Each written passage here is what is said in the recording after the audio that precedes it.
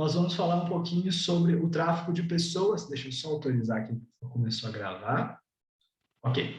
Nós vamos falar um pouquinho sobre o tráfico de pessoas em meio à pandemia de coronavírus, né? A Laís já está apresentando. Eu não sei, Laís, você consegue aumentar a apresentação? Não sei se tem como, às vezes, apresentar. Um minutinho. Tá, joia? Só porque aí aumenta o negócio, porque tem alguns inscritos, talvez fique mais fácil para o pessoal ler.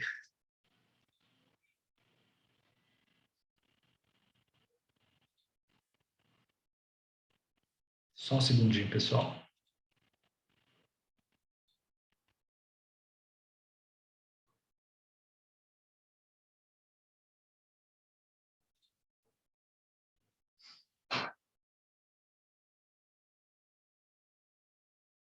Beleza. Ótimo. Muito obrigado, Laís. Acho que fica maior. Então, pessoal, demos o título para essa apresentação de A Epidemia de Tráfico de Pessoas em meio à pandemia de coronavírus. Então, a gente vai conversar um pouquinho sobre essas duas questões, o tráfico de pessoas em meio a essa realidade que a gente está vivendo. Só que antes de começar propriamente a apresentação, eu queria só fazer assim, uma contextualização, uma breve reflexão, seria meio que um desabafo a respeito disso, mas é porque eu considero que é bem estranho a gente pensar, né, que já no final, bem avançados, quase setembro de 2021, século 21, a gente ainda tem que se debruçar e analisar questões referentes a tráfico de pessoas, a trabalho escravo, chega a ser até uma infelicidade. E parece que essas questões já tinham que ser resolvidas, né, ou ao menos assim, encobertas pela fina poeira do tempo, mas essa não é a realidade que a gente percebe. São atividades que, na verdade, se reinventam e permanecem se reinventando para continuarem sendo lucrativas. E o tráfico de pessoas hoje ele representa uma das práticas, um dos crimes contemporâneos que mais agridem a dignidade da pessoa humana. E aí só um parêntese que eu gosto de colocar, é porque quando a gente pensa em dignidade da pessoa humana, é um metaprincípio, uma garantia constitucional, a gente fala de um vetor axiológico, corre o risco de ter uma noção que é um pouco abstrata, é vaga, indiferente a respeito do que é a dignidade da pessoa humana. Sei que aqui no grupo a gente tem pessoas do primeiro período até o último, pessoas que já se formaram, pessoas de outras áreas, então eu vejo que a dignidade acaba sendo esse jargão que pelo uso ela perde o seu conteúdo e perde a sua profundidade. Mas quando a gente fala de dignidade, é justamente essa proteção da vida, não apenas no aspecto biológico, mas é promover as condições necessárias para que exista uma vida com observância dos mínimos direitos necessários, cidadania, liberdade, igualdade. Então, é a dignidade que é própria, que é inerente a toda e a qualquer vida humana. Mas no tráfico de pessoas, a realidade é o oposto disso. As pessoas se tornam uma mercadoria, um objeto, uma cifra, um dado comercial. Então, a pessoa se torna uma coisa a ser explorada, usufruída, aproveitada até o bagaço. Então, causa um certo estranhamento a gente dizer usufruir, ou explorar, ou aproveitar uma pessoa. Então, antes da gente começar a conversar mesmo sobre o tráfico de pessoas e a pandemia, eu queria fazer só 3 breves apontamentos. O primeiro deles é o tráfico dá lucro. Como assim o tráfico dá lucro? Vender gente é um negócio lucrativo. Aí você pode até deixar aquele outro ainda, Laís? Pode voltar, por favor. Valeu. Então, o tráfico ele dá lucro. Vender gente é um negócio lucrativo. Não que seja um bom negócio, mas o tráfico dá lucro. A OIT e a ONU estimam que o lucro anual com o tráfico de pessoas no mundo é da casa de 32 bilhões de dólares. Então, é muito dinheiro envolvido. O tráfico dá lucro. Segundo apontamento que eu gostaria de colocar é que existe demanda por pessoas traficadas. Talvez você, na sua casa, ou na faculdade, você nunca pensou, puxa vida, eu vou ali comprar uma pessoa que foi traficada, aí eu preciso de alguém para determinada coisa, para trabalho escravo. Talvez você não tenha pensado isso, mas existe demanda para trabalho escravo, para adoção ilegal, para remoção de órgãos e de tecidos e principalmente para exploração sexual. E o terceiro apontamento que eu queria colocar é que existe oferta de pessoas a serem traficadas. Como assim? Assim, existem pessoas que estão em situação de vulnerabilidade, que elas se tornam pessoas que estão em oferta para esse mercado do tráfico de pessoas. Então, o tráfico, ele é a ponta do iceberg que afunda o nosso Titanic social. Ele é mais o efeito do que a causa. Ele guarda relações com questões de emprego, com questões relacionadas à economia, questões sociais, questões de gênero, questões de etnia. Então, existem grupos que estão mais expostos, estão mais vulneráveis. Não falo de um viés paternalista, mas existem grupos que estão mais vulneráveis. Quando eu dou as aulas pelo Projeto Escolas, conversando com o pessoal do ensino médio, Eu sempre comento para o pessoal, se você é formado, tem sua casa própria, tem seu carro, sua qualificação profissional, tem um bom emprego, tem um bom salário, quanto? Não importa quanto você quiser, tem um bom salário, você acha que você aceitaria uma oferta para sair do Brasil, para trabalhar na Europa, seja disso ou seja daquilo, sem nenhuma segurança, sem nenhuma certeza? Provavelmente não. Quem aceita isso é porque está numa situação de vulnerabilidade, está numa situação que acaba expondo a pessoa a esse risco. Então, quando a gente fala de tráfico de pessoas, é importante a gente ter em mente que não é uma questão apenas de polícia ou de poder judiciário, não é só ter leis mais rígidas, é um problema estrutural, é um problema muito mais anterior, é um problema capilar, invisível, sistêmico, sociológico, cultural, político e por aí vai. A gente pode usar quantas palavras a gente quiser, essa é a realidade que envolve, que permeia o tráfico de pessoas. Feita essa contextualização, só bebendo uma água que a garganta hoje está meio... Sinusite atacou, pessoal. Eu estava até com... o pessoal achou que fosse variante Delta, graças a Deus não é sinusite. E aí, nesse slide 2, o que a gente vê aqui? A gente está vivendo um momento ímpar na história. A pandemia ela virou uma referência temporal, né? Parece que a gente fala antes da pandemia, depois da pandemia, AT, BP, e surge então um admirável mundo novo. Mas o que a gente viu estampado ali naquelas imagens é que nós temos problemas. Alguns problemas são velhos e foram agravados, potencializados, desemprego, fome, pobreza, miséria, vulnerabilidade como um todo. E temos também problemas novos, mortandade, uma crise sanitária que a gente nunca tinha visto em nível mundial, isolamento social, fechamento das cidades, do comércio, fechamento da economia. Então, nós estamos vivendo esse momento de transição e de crise, tanto por problemas novos, quanto por problemas antigos que foram agravados. E aí, dito isso, eu trouxe algumas manchetes. Pode passar lá isso. Primeiro, manchete sobre a pandemia de Covid-19 no mundo. Fala que a pandemia colocou mais de 80 milhões de asiáticos na pobreza extrema. E aí, no outro, a pandemia provoca aumento nos níveis de pobreza sem precedentes nas últimas décadas e tem um forte impacto na desigualdade e no emprego. Pode passar. Pandemia de Covid-19 agora no Brasil, algumas manchetes. Fala o seguinte, olha lá. A pandemia agravou a desigualdade de renda e a pobreza no Brasil. Acho que pulou. E aí, pobreza causada pela pandemia deve persistir pelos próximos anos. Então, o que a gente vê com a pandemia? A gente tem uma realidade de crise que agravou desigualdades, que aumentou a pobreza e que dificultou a situação que já era difícil. E aí, no slide 5, pode pular para mim, por gentileza?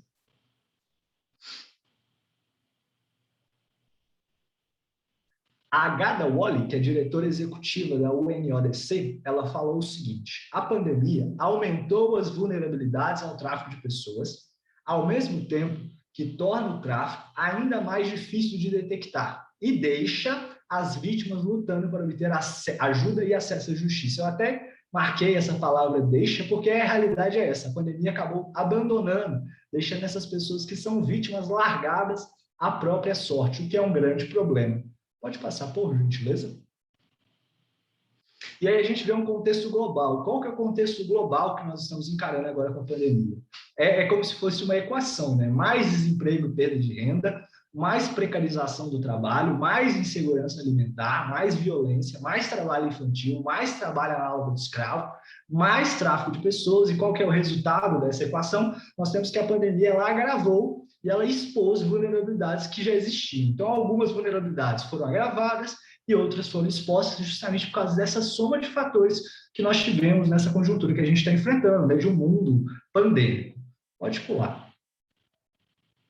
E aí, novamente, uma citação. Essa citação foi tirada do Relatório Nacional sobre o Tráfico de Pessoas, que foi divulgada agora recentemente pelo Ministério da Justiça e Segurança Pública, em parceria com o NODC. E o que esse relatório conclui? Ele conclui que o principal fator de risco de uma possível vítima do tráfico de pessoas é justamente a pobreza. Então, a vulnerabilidade ela aumenta de acordo com o nível de miséria, de pobreza, de afastamento das condições sociais, de condições econômicas que essa pessoa possui, e também tem ligação com a relação de poder desigual entre as partes. E aí as mulheres, as crianças, os migrantes, os afrodescendentes e as pessoas que são socialmente excluídas, elas estão em uma situação prejudicada, elas estão em uma situação mais hipossuficiente, de maior vulnerabilidade, mais suscetíveis a serem traficadas nesse contexto que nós estamos vivendo de pandemia, de crise social. Pode pular. E aí, coloquei alguns obstáculos pandêmicos. Beleza. Primeiro obstáculo que a gente observa, que surgiu agora com a pandemia, é justamente o uso da tecnologia para o crime. A gente está vivendo, né, numa era de informação, cada vez a tecnologia está evoluindo, e aí hoje nós temos comunicações criptografadas, nós temos vários avanços que acabaram acontecendo agora em meio à pandemia no ramo da tecnologia, justamente para permitir, né, que as coisas continuassem fluindo em alguma medida. E aí agora o tráfico, as organizações criminosas acabam se aproveitando disso, evitam interação direta com as vítimas. Pensa bem, nós estamos aqui com quase 100 pessoas de várias partes, todos online, então sem uma interação direta, e também evita o contato com a polícia. Nós tivemos um segundo problema, que foi o desvio de recursos, e quando eu falo de desvios, não estou falando de corrupção, mas realmente os recursos foram redirecionados, aqueles recursos que antes a gente tinha investidos para combate do trabalho escravo, do tráfico de pessoas, para grupos de enfrentamento, grupos de análise, de pesquisa, de acompanhamento, casas de apoio, eles foram retirados desses lugares e foram redirecionados para o combate à pandemia. Não é uma crítica, é uma constatação. Nós tivemos esse desvio de recursos nesse período. Terceiro ponto, interrupção dos serviços que fornecem apoio e proteção para as vítimas, por causa do isolamento social. Por causa desse contexto, distanciamento, isolamento social, muito daquilo que se prestava de apoio para essas vítimas teve que ser paralisado por um tempo e essas vítimas ficaram deixadas à própria sorte. Quarto ponto, lockdown. As cidades se fecharam e muitos dos lugares onde costumava ocorrer o tráfico de pessoas, onde aquelas pessoas permaneciam, foram alterados. Antes eles agiam em bares, casas de massagem, clubes, agora não, eles estão agindo em lugares mais privados, lugares virtuais, e aí a gente tem um problema de invisibilidade, se torna mais capilar, mais difícil de ser detectado. E um outro ponto, que esse ponto existe tanto em meio à pandemia quanto em outros momentos, é a dificuldade de identificação da vítima por causa também do confinamento. Muitas vezes a vítima não se reconhece como uma pessoa traficada, como uma pessoa que está nessa situação, e agora, com o confinamento, fica mais difícil ainda de você ter acesso a essa vítima, conseguir contactar com ela, fazer ela entender a situação em que ela está e que ela se reconheça dessa forma também. E aí agora a Laís vai dar continuidade a respeito disso. Bom, então o André já falou sobre a questão da vulnerabilidade, que a gente sabe que é um fator principal para o tráfico de pessoas, e a gente sabe que o tráfico de pessoas já é um crime oculto. E em todo esse contexto, ele vai se tornando mais oculto ainda. Muitos casos não chegam nem ao conhecimento dos operadores do direito, do Poder Judiciário, do Ministério Público do Trabalho. E isso, somado à vulnerabilidade das vítimas, faz com que elas vão se tornando cada vez mais invisíveis. A gente já sabe que o Poder Judiciário é muito sobrecarregado, tem muitas dificuldades na estrutura. Com essa pandemia, as coisas ficam mais complicadas, julgamentos foram interrompidos, a justiça sendo adiada para as vítimas de trabalho escravo, impossibilidade de coletar as evidências, né, provas sobre o crime, além de muitos escritórios fechados, número de agentes reduzidos. A gente sabe que, inclusive o que o André falou, cortando trabalho para focar na pandemia, não que isso seja uma crítica, mas, enfim, é uma constatação. E aí, os órgãos têm muita dificuldade de acessar esses dados, acessar essas vítimas e agir sobre, criminalizar, enfim. Outra coisa é a questão das vítimas. As vítimas, elas às vezes nem conhecem a situação que elas estão, ou então elas não podem denunciar, elas não conseguem denunciar, tem uma pessoa ali vigiando elas o tempo todo, como elas vão denunciar? Se elas são estrangeiras, elas não conseguem falar a língua, elas não conhecem o poder judiciário do local que elas estão. Tem até uma questão que falou em um dos textos que a gente colocou lá, sobre a questão da violência. Como as vítimas estão ficando cada vez, nessa pandemia, ficando talvez dentro dos lugares em que os próprios traficantes estão, com um contato muito direto, a chance delas sofrerem violência também aumenta, e isso também é um problema, porque elas sofrem mais violência, mas, ao mesmo tempo, elas não conseguem denunciar. E também, às vezes, na grande parte das vezes, elas ficam nos lugares que elas estão mais expostas ao vírus e não conseguem acessar o serviço de saúde pela vulnerabilidade delas, pelas condições, por ter uma pessoa ali controlando. Então, são vários fatores que vão prejudicando mesmo. Outra questão são os estigmas do senso comum. A nossa mentalidade, a nossa sociedade acredita que certos grupos populacionais, certos grupos sociais estão acostumados a viver em certas situações, em aceitar empregos e serem explorados, e aquilo é normal, enquanto para outros grupos aquilo não é aceitável. E isso vai fazendo com que a exploração se torne legítima. A gente legitima uma exploração para um certo grupo de pessoas, enquanto o outro não se aceita.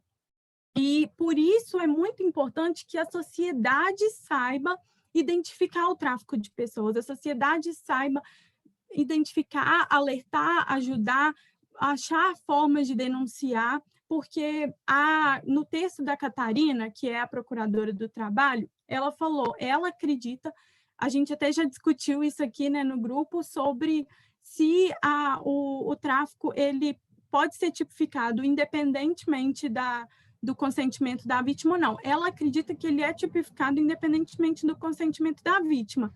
Então, mesmo que a vítima falhe, não, tá tudo bem. Se você identificou que se a sociedade sabe identificar, isso se torna mais fácil, por causa daquilo que eu já falei. Como a vítima não consegue, a sociedade vai conseguir ajudá-la. Deixa eu passar aqui. Bom, aí tem duas frases, né, sobre justamente a questão que o André já falou, os traficantes eles estão se reinventando o tempo todo. O tempo todo eles estão arrumando outras formas, a Andréia até falou com a gente aqui, que toda hora, e aí é exatamente esse o ponto. Se os traficantes estão se reinventando o tempo todo, o Poder Judiciário, o MPT, a sociedade também precisa estar consciente de que nós precisamos estar atentos a diversas formas, a formas diferentes. O André falou a questão da criança. Criança em casa, não está indo para a escola, usa a internet para aprender, usa a internet para socializar, e até quando as pessoas vigiam, até quando não? E isso vai virando uma questão bem complicada, né? Outra questão... Oi.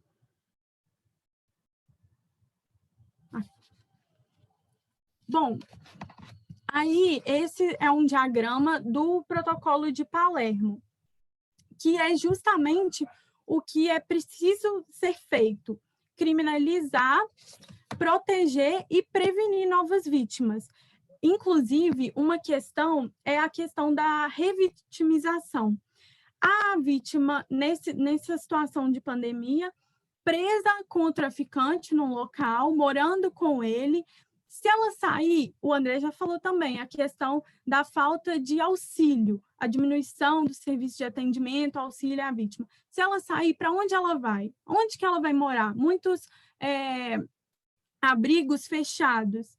Então, às vezes ela sai, não acha nada, volta, ou ela não consegue nem sair por causa dessa situação, e isso tudo num contexto da pandemia agravado. Bom, para enfrentar a questão que eu já falei, conseguir estar sempre inovando. Estar num contexto de pandemia é difícil, fronteiras fechadas, mas o tráfico não para, ele aumenta cada ano mais. Então, os órgãos competentes precisam, inclusive internacionais, precisam de ir evoluindo junto com o avanço dos traficantes. A sociedade precisa se conscientizar, a sociedade precisa de, inclusive, pensar um pouco, porque todo mundo ouviu falar sobre, nessa pandemia as desigualdades se escancararam, inclusive quanto ao tráfico de pessoas. A gente vê quem tem privilégio, quem não tem. Quem tem como ficar em casa, quem não tem como ficar em casa. Então, a sociedade precisa refletir sobre isso para tomar consciência dessa situação. E aí tem duas frases, né? O enfrentamento à pandemia oferece uma oportunidade única de analisar as desigualdades profundamente arraigadas em nosso modelo de desenvolvimento econômico, que alimentam a marginalização, a violência de gênero, a exploração e o tráfico de pessoas. O tráfico de pessoas é o resultado do fracasso de nossas sociedades e economias em proteger os mais vulneráveis e fazer valer os direitos sob as leis nacionais. E, inclusive, o final dessa frase fala justamente que a gente não pode culpar, tem a continuação lá no texto, a gente não pode prejudicar ainda mais quem já está numa situação vulnerável em um momento de crise. A crise é para todo mundo, mas a gente também não pode se esquecer das situações que são bem complicadas.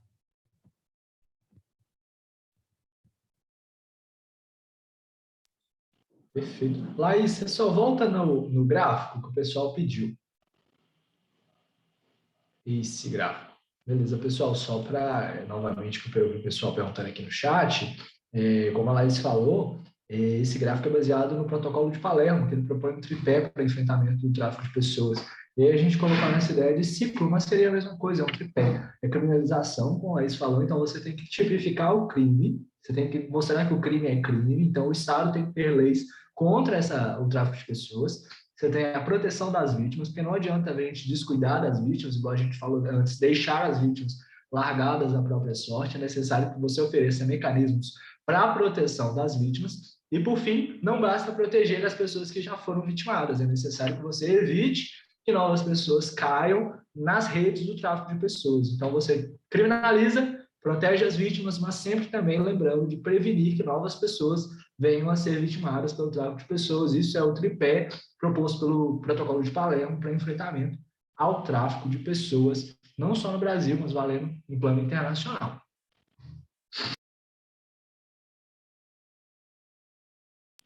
Beleza. Você volta no último, Laís, por favor?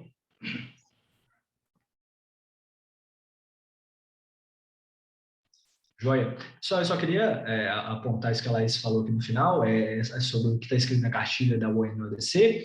O tráfico de pessoas é esse fracasso das nossas sociedades e economias em proteger os mais vulneráveis. Então, mais do que um fracasso específico de um determinado órgão, ou de uma determinada entidade, ou de uma determinada pessoa, legislação, seja o que for, eu concordo muito com isso, que é um fracasso em nível social, um nível global, um nível bem generalizado, da economia como um todo e até do sistema capitalista, em proteger os mais vulneráveis, justamente porque a gente acaba permitindo essa exposição dessas pessoas a situações vexatórias, a situações de vulnerabilidade, justamente por tudo isso que a gente expôs ao longo da apresentação. Se alguém quiser abrir a câmera, abrir o microfone e tecer algum comentário, pode ficar à vontade. Adorei a apresentação de vocês, André e Laís, achei assim incrível. Ficou muito bom o slide também, parabéns. Fica o convite se vocês quiserem disponibilizar depois no Drive, se quiserem me mandar eu coloco lá para o pessoal ver depois. E no mais é isso, obrigada. E essa última sua fala, André, eu acho tão relevante porque é sempre bom recordar que a natureza do tráfico de pessoas é internacional. A gente pode sim ter o tráfico interno, como a gente tem muito frequente no Brasil, acontece bastante, principalmente associado ao trabalho escravo, mas o tráfico de pessoas é um problema internacional, não é só um país que vai solucionar isso, não é só uma legislação, então é um esforço coletivo mesmo. Fica aqui o convite para o pessoal participar também, fiquem à vontade. Uma questão também que me chamou bastante atenção é quando a gente pensa sobre o tráfico de pessoas, porque o crime, no geral, ele é algo muito lucrativo, né? Quando a gente pensa em toda modalidade de tráfico, ela envolve uma lucratividade alta, tanto tráfico de pessoas, tráfico de drogas, tráfico de armas, são modalidades bem lucrativas de crime. Mas no tráfico de pessoas, no tráfico de armas, a gente tem uma materialidade que ela é mais facilmente averiguada. Então, você tem ali a droga, você tem ali a arma, é fácil de constatar que se trata de tráfico de arma ou de tráfico de drogas. Mas quando a gente pensa no tráfico de pessoas, é algo muito mais complexo, justamente porque, em primeiro lugar, muitas vezes a pessoa que foi traficada, ela não se reconhece como vítima de tráfico de pessoas, ou mesmo ela tem medo de expor sua situação, seja pelo próprio constrangimento, né, da humilhação de estar naquela situação, às vezes ela está sendo ameaçada, a própria família está sendo ameaçada, então ainda tem essa questão dessa dificuldade de reconhecer a situação de tráfico de pessoas como tráfico de pessoas por causa de um requisito material, né, a materialidade do crime, ela é difícil também de ser averiguada. Existe também a questão do medo de ser deportado, né? Se for um estrangeiro em outro país, isso é uma questão bem complicada.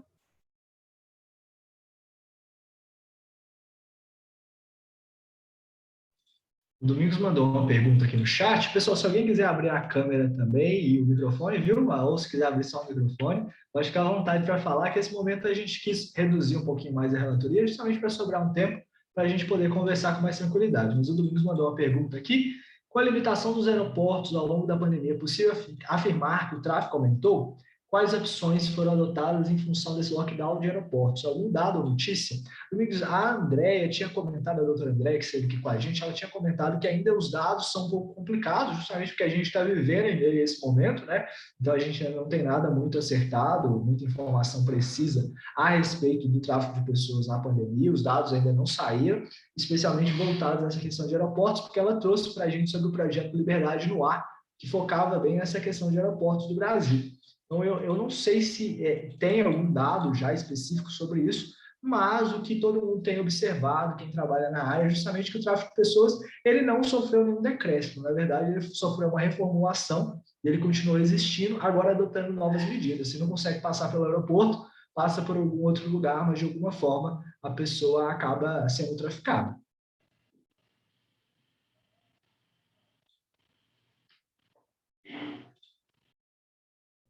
Sem falar também de outro assunto parecido com esse que a gente ouviu muito na websérie, que aumentou não somente o tráfico de pessoas, como também o contrabando ilegal de imigrantes. Ou seja, eu não me recordo quem falou isso na websérie, mas foi um dos episódios feito pela Asbrad, que, assim, muitas pessoas, porque perderam seus empregos, houve um desemprego generalizado em diversos setores, em diversas áreas da economia, elas queriam melhores condições de vida e queriam conseguir a subsistência das suas famílias, e por isso acabavam contratando mais coiotes para irem para os Estados Unidos, para irem para outros países. Então, isso teve um aumento também. Só que é um assunto muito delicado, que a gente ainda não tem dados tão bem consolidados, né? Ainda mais porque ficou uma realidade mais velada ainda por conta do lockdown. Eu espero que a partir do ano que vem, conforme as coisas vão melhorando, a vacinação vá avançando em outros países, como o Brasil, como países da América Latina, a gente possa ter dados mais consolidados, inclusive por essas organizações internacionais, como a UNODC, como a própria OIT, a Organização Internacional do Trabalho, que são instituições que fazem esses levantamentos bem interessantes. Então, quem estiver pesquisando sobre isso, quem tiver interesse, pode estar sempre se atualizando no site dessas instituições, que elas divulgam papers e cartilhas como essa que a gente usou para basear também a relatoria de hoje, né? Uma outra questão também que muitos artigos e muitas pessoas que estudam a área têm comentado é justamente a dificuldade do Estado de fazer frente aos avanços na área da organização criminosa. Então, rola muito dinheiro no tráfico de pessoas, realmente é um mercado lucrativo, é um mercado que tem uma alta demanda e tem uma oferta também grande. E agora, com essa questão da pandemia, a gente viu o Estado tendo um certo efeito retardatário para reagir, né, e conseguir fazer frente a essa nova modalidade, a esse novo cenário, conseguir realmente se adaptar e conseguir atuar para evitar o tráfico de pessoas, para prevenir o tráfico de pessoas e para criminalizar, reprimir o tráfico de pessoas. Enquanto isso, as organizações criminosas elas conseguiram avançar muito com as estratégias dela de tráfico de pessoas, igual a doutora Andréa também comentou, que o pessoal chegou a entrar nos Estados Unidos, eles não sabem como as pessoas entraram nos Estados Unidos, como entraram na Europa, porque as fronteiras estão todas fechadas. Então, eles estão adotando novas estratégias, estão desenvolvendo novas formas, estão usando a tecnologia que a gente usa para fazer grupo de estudos, por exemplo, eles estão usando isso justamente para poder manter o crime operante e adotar novas formas para não ficar desatualizado, para não perder o lucro deles. Então, é complicado para o Estado, até o investimento em tecnologia, o investimento em aparato, em condições, em pessoal, que é necessário pessoal qualificado, é necessário uma equipe multidisciplinar, é necessário que haja toda uma estrutura e infraestrutura preparada para combate ao tráfico de pessoas, para combate ao trabalho escravo. E agora, especialmente na pandemia, o Estado precisou de desmobilizar esse aparato e alocar ele para o combate à pandemia, combate ao vírus, compra de vacina, hospitais e tudo mais. Então, é muito complicado como é que o Estado mantém essa balança em equilíbrio para conseguir manter a coisa fluindo e não deixar que uma área seja descuidada e pessoas fiquem vulnerabilizadas.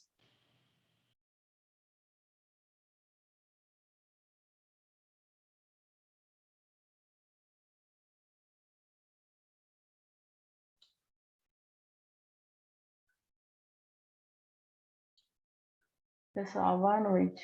Tá dando para ouvir? Sim. Assim, Fernando? Então, é só um comentário. Antes, né, de eu estar estudando sobre isso, eu tinha uma outra percepção assim, sobre o tema, né? Na verdade, eu não tinha um conhecimento. Eu sabia que existia, mas eu nunca tinha procurado saber mais a fundo, né? E assim, ela é tão ligada, o tráfico é tão ligado à vulnerabilidade, à pobreza, que é difícil a gente, como sociedade, identificar, né, se aquela situação se trata disso. Porque, por exemplo, no nosso dia a dia, a gente vê muito a pobreza, né? Às vezes crianças pedindo dinheiro, a gente não sabe se aquela mãe que está com a criança, ou às vezes até o pai mesmo, está numa situação de tráfico ou é só um cidadão que é pobre. É bem complicado e complexo, né, da gente identificar e às vezes, não sei, denunciar. Vocês conseguem, sei lá, perceber, ou me dar alguma forma, assim, da gente, às vezes, ter um olhar mais claro, porque mesmo depois do estudo, é igual, acho que no último, né, que foi com como que chama a moça da Andrade? Ela até, a Graziella, ela retratou sobre isso, mas ainda assim eu tenho essa dúvida, porque a pobreza, ela é clara, é evidente, a gente vê. Mas, assim, dá aquela vontade de contribuir mais depois que a gente está estudando sobre isso, sabe? É isso que eu queria falar.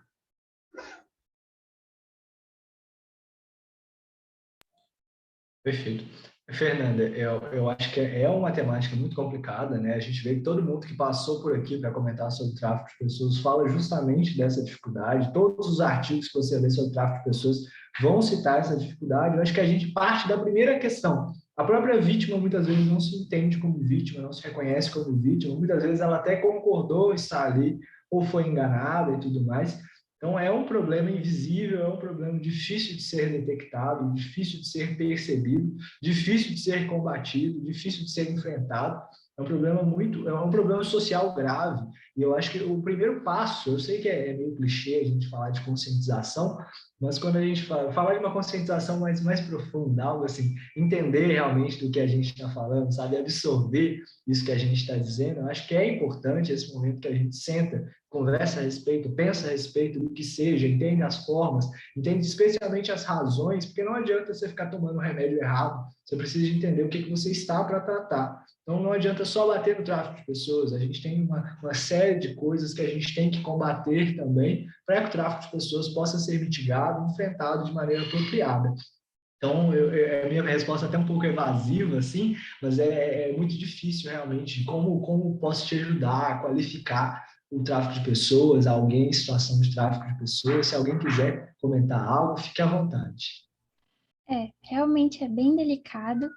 E eu acho que, querendo ou não, nós, como sociedade civil, a gente tem que começar com passos pequenos. Então, só da gente já estar com esse esforço ínfimo, que é um grupo de estudos acadêmico, universitário, só de que, assim, poucas pessoas, a partir dessa experiência, se interessem mais e decidam pesquisar na academia, depois trazer isso para fora, com, não sei, ONGs futuras, ou então participando do governo, produzindo material, tanto na área governamental quanto na área extragovernamental, isso já é um sonho que a gente pensa em favorecer de alguma forma, né?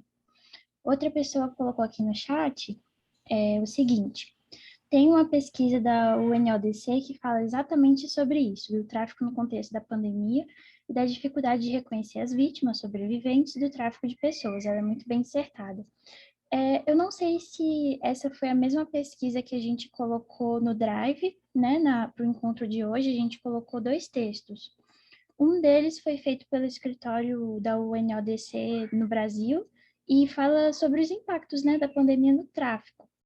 Aí eu não sei se é o mesmo. Você pode até me mandar depois, porque se não for, a gente coloca, a gente agrega. Sempre é bom vocês trazerem mais bibliografia, a gente fica super feliz para condensar o máximo de informação mesmo. Sintam-se à vontade para mandar para a gente. Oi? Só complementando o que o André falou para Fernanda, a Catarina, no texto dela, ela deu exemplos que eu achei bem interessantes para a gente começar a observar.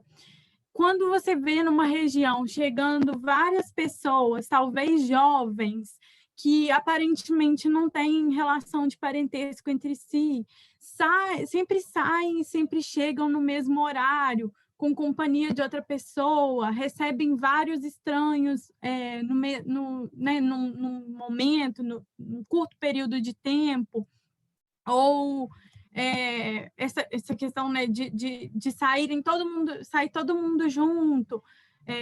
Você vê que é um lugar que não tem condição muito boa de higiene, de conforto, e isso me chamou a atenção, porque às vezes a gente repara, mas não vê. E então eu acho que isso é um passo, a gente começar a pensar em situações. Peraí, essas várias pessoas, o que elas estão fazendo ali? Eu acho que isso pode ser um começo também. Uma boa. Obrigada, eu não tinha pensado, não. Vou parar para observar mais. E assim, o Samuel colocou um comentário no chat. Samuel, já leu seu comentário, eu vou só pular ele rapidinho, vou no da Jaqueline, que fala que a própria conscientização do judiciário no manejo de termos como escravidão, trabalho exaustivo, etc., é uma grande questão. E eu acho que realmente a conscientização é uma coisa importante e tem um certo poder. Vou dar o meu exemplo. Eu entrei para a clínica, antes eu vi o pessoal da FENSA, não sei se vocês sabem quem é FENSA aqui de BH, acho que a maioria deve ser de BH, o pessoal que trabalha para a SPAL, essas entregas de engradados, a Coca-Cola, de refrigerantes e tudo mais. Antes eu passava naquele pessoal, eles estão trabalhando, tudo bem, não passava nada na minha cabeça, sabe? Entrei para a clínica, comecei a pegar casos de trabalho escravo na Coca-Cola, o pessoal trabalhando 18, 19 horas por dia. Na hora que eu passo por eles, dá uma vontade de parar e perguntar: quantas horas você trabalha por dia? Sabe? Dá vontade, você fica com aquilo alerta, você fica assim: puxa vida, eu sei que isso acontece, sabe? Antes era uma realidade que existia, mas que meu olho estava fechado para aquilo, eu não reparava, eu não percebia que aquilo existia de fato. Quando a gente começa a ter ciência das coisas, eu acho que a conscientização passa muito por você ter ciência de que a coisa existe, de que não acabou, você começa a ficar mais sensível a essas questões. Então, tanto no Poder Judiciário, quanto na própria sociedade, esses casos que a Laís citou, desconfiar de pequenos detalhes, aí eu entro no comentário do Samuel, que citou lá no Rio de Janeiro, venezuelanos que estavam na praia de Copacabana pedindo esmolas. Depois de meses, algumas pessoas desconfiaram da situação, descobriram que eles eram vítimas de tráfico de pessoas, tráfico humano. Todo o dinheiro ficava com os traficantes e as vítimas viviam em locais insalubres. Então, acho que esse ter ciência, esse estar consciente de que é uma realidade que existe. Se vocês fizerem até um teste, às vezes eu faço isso de vez em quando, eu tento conversar com alguém sobre trabalho escravo, sobre tráfico de pessoas. Tem muitas pessoas que discordam que isso exista nos dias de hoje. Tem muitas pessoas que não percebem que isso é uma realidade que ainda afeta pessoas no Brasil no século XXI, às vezes ali na esquina, sabe? Então, quando a gente passa a ter esse entendimento, levar esse entendimento, acho que é o primeiro passo que a gente pode dar. E mais do que isso, nós aqui, eu acho que a maioria, operadores do direito, né, a gente gosta desse termo, ou futuros operadores do direito, quando a gente tem contato com isso, com certeza o nosso viés, a nossa relação com casos que aparecessem desse para a gente, da agora em diante, seja o que for que a gente faça, a gente vai ter uma observação diferente, um contato diferente, um entendimento diferente, porque a gente já ouviu falar, a gente está consciente dessa realidade. Então, nesse sentido, eu acho muito legal essas estratégias de grupo de estudos, essas estratégias de formação, especialmente quando vem da base, porque eu acho que a gente consegue trazer uma mentalidade transformada. Eu posso falar? Fica à Fica à vontade. vontade. Estamos te ouvindo. É só complementando também uma coisa que o André falou sobre em relação à conscientização, sabe? Pode parecer algo simplista, mas eu acho que não. Tipo assim, é uma coisa, quando a gente para assim para ver a grade de coisas que ela pode abarcar, é ficar algo muito amplo, porque, por exemplo, igual no início lá da apresentação, você estava falando da questão da desigualdade, que quanto mais vulnerabilidade social a pessoa tem, mais fácil é que ela venha a entrar nessa do trabalho escravo. Então, assim, todos são... A pessoa só vai conseguir fazer aquele paralelo se ela tiver a conscientização, igual você estava falando, se ela achar que o trabalho escravo existe, né? Porque senão ela não consegue identificar aquilo. Então, isso até faz também as pessoas começarem a pensar, assim, que talvez a gente devesse ter uma sociedade em que as pessoas tivessem uma dignidade mínima, né? Tipo, todo, né? Então, acho que, assim, a conscientização é algo que é muito importante, né? Parece banal, mas não é, né? Talvez se houvesse, a gente não estaria nesse cenário, assim, seria bem melhor. Com certeza, Rebeca. Concordo com você totalmente. E assim, voltando ao que você disse, ao que o André disse também, e o que a Jaqueline postou aqui no chat, quantas vezes essa conscientização falta no judiciário, né? É exatamente isso, a gente na clínica mesmo já passou por isso diversas vezes, que próprios juízes viraram para nós e falaram assim, olha, vocês não sabem o que é trabalho escravo. Ainda retomando aquela questão do trabalho escravo ser representado como a privação de liberdade, os grilhões, as pessoas presas, impedidas de transitar livremente, né? Aquele ideal de escravidão pré-abolição. Então, quanto que essa falta dessa sensibilidade dentro do judiciário cobra um preço muito alto? Sim, é por isso que essa parte da conscientização é tão importante, né? Porque, assim, quando você é um ser consciente, você consegue, na hora que você percebe aquilo, você consegue identificar, né? E isso é em todas as áreas, por exemplo. Quando você não conhece, você não entende de algo, vamos supor, você viu um filme relacionado ao trabalho escravo. Às vezes você vai ver e vai falar, nossa, coisa assim. Aí, se você estuda, você já consegue identificar o que está acontecendo.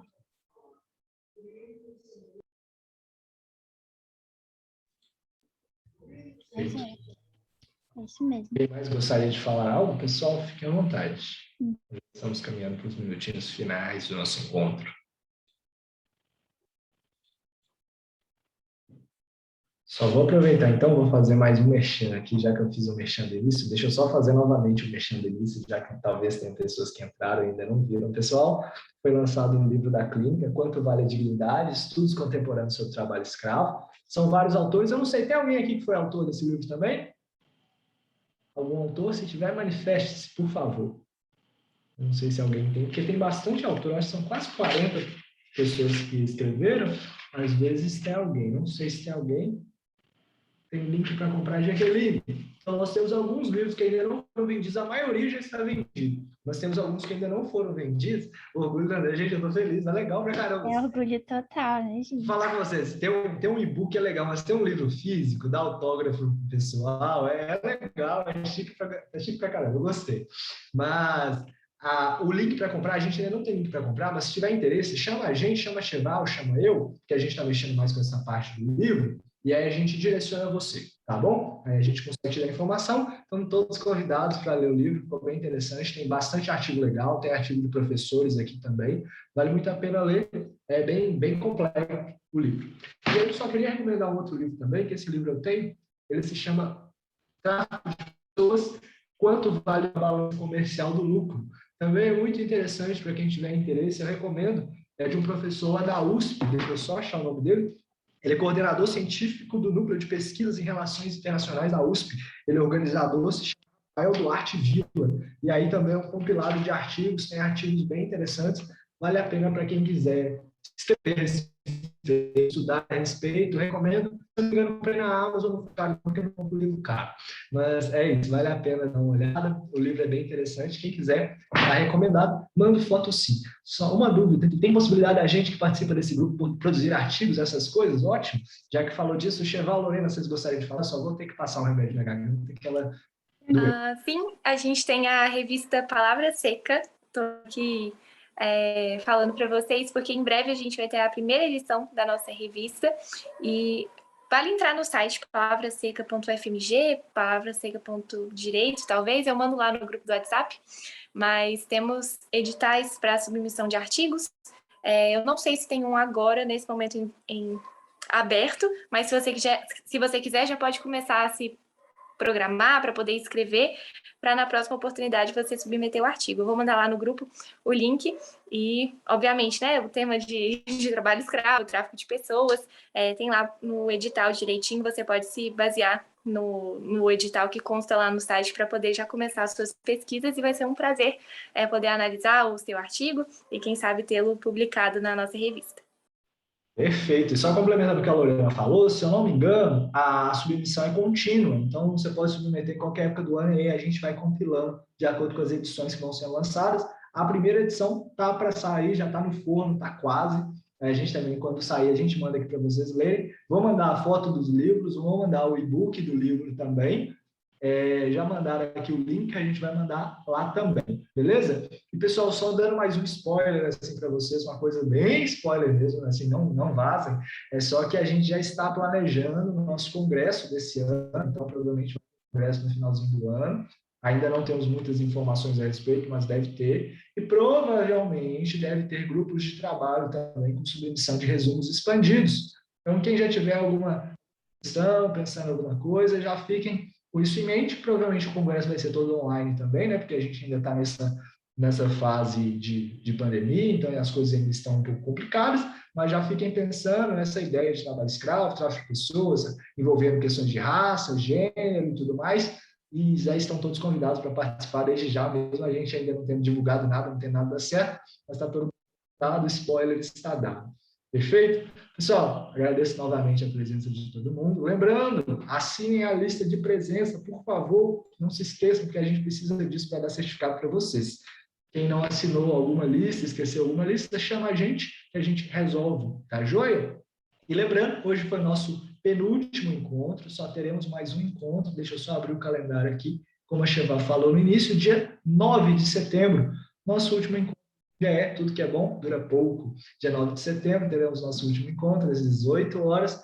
O professor Carlos Haddad, nosso coordenador, vai estar participando com a gente desse encerramento e vai ter um presente para os participantes do nosso grupo de estudos também, tá bom? Agradeço muito a presença de vocês. Fiquem com Deus. Meninas, tá com vocês. É isso, só gosto de lembrar sempre que eu posso eu vou falar disso, do resumo. Não se esqueçam do resumo. Se até hoje você não resumiu nenhum, já fica atento no próximo encontro com a Haddad para poder fazer seu resumo. Se você não sabe do que eu estou falando, vai lá no drive do grupo de estudos que tem explicadinho o que é. E talvez agora que eu pegue assim, a sua atenção, sem o resumo você não ganha o certificado. Então, assim, tem que fazer o resumo. Acho que é isso. O meu recado, repetidas vezes, é esse. Só basta um resumo do encontro que você preferir ou gostar mais. É isso, pessoal. Obrigada, boa noite. Não percam o último encontro, vai ser muito legal, vai ser bem especial.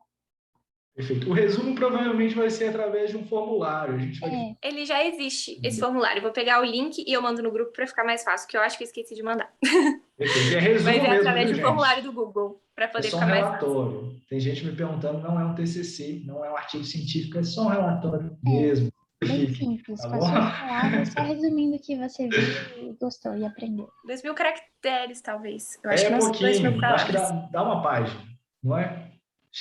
É porque a pessoa falou 2.000 palavras, são 2.000 caracteres. É menos, 2.000 elementos. É menos ainda, viu? Diminuiu. É um resuminho assim, estive presente.